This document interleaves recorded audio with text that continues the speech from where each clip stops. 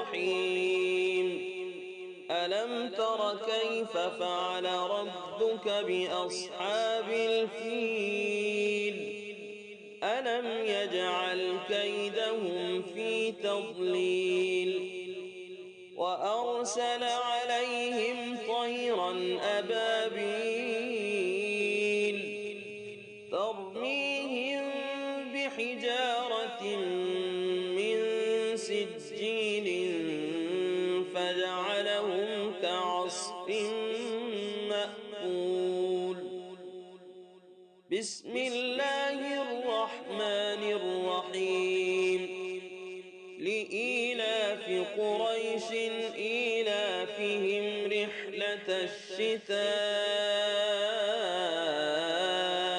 والصيف فليعبدوا رب هذا البيت الذي أطعمهم من جوع وآمنهم من خوف بسم الله الرحمن الرحيم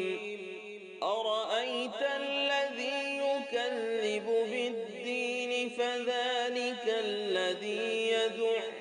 اليتيم ولا يحض على طعام المسكين فويل للمصلين الذين هم عن صلاتهم ساهون الذين